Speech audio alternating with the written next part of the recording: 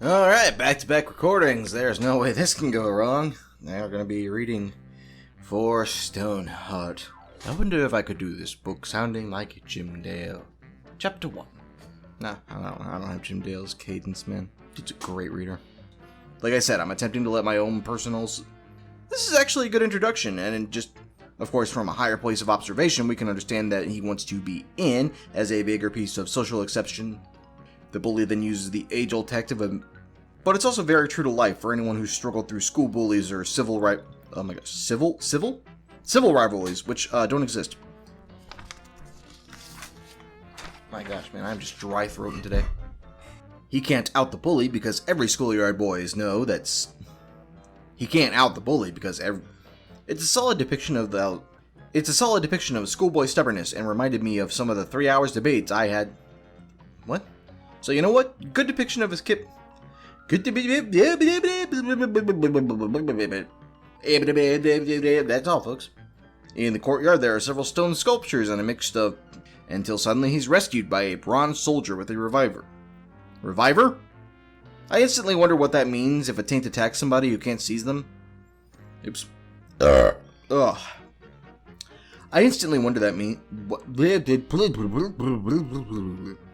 This instantly makes me wonder what it means if a taint attacks somebody who can't accept them. Is this a if... Don't worry, Gunnar, I hear that 1 in 5 men struggle with ED, especially after blasting to ED and George have no clue what he's on about, but Gunnar attempts to ditch her and almost succeeds, while he and George take a set uncannily similar to a certain... No idea why, in actuality, I don't know if this is something that... George asks how he can keep from being deaded, and just in case you're like me and you like riddles, I shall recite it for you. However, this actually is due... Then, 2 seconds later, Gunnar compliments George on how selfless he's being. It's a fucking squeaky-ass chair. Alright, 1, 2, 3, 1, 2, 3. Reading for the mister. You do the unexpected and the socially unacceptable, but head down...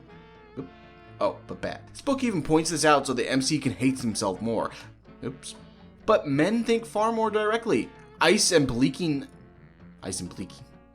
Maybe it's willed to MC if you want to have a reoccurring element and reminder as well as something for him to work on that would symbolize his own mental repair work as well as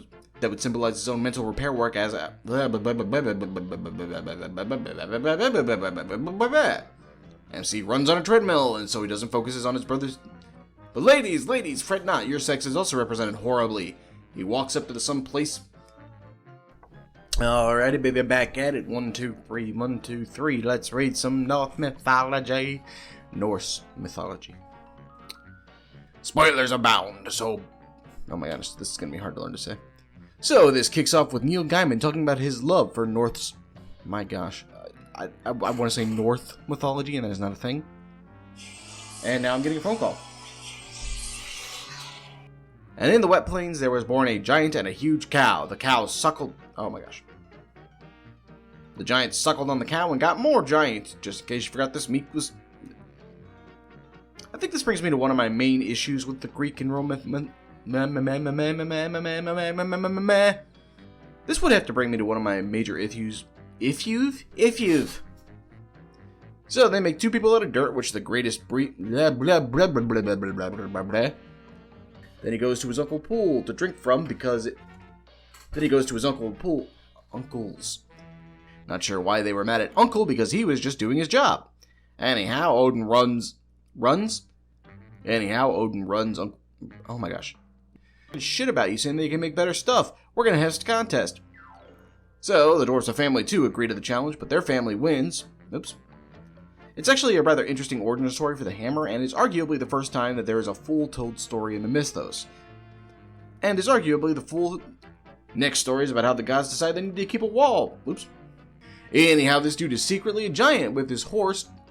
Oops. As a full story, I'd likely be far harsher, but this is more of an updated love.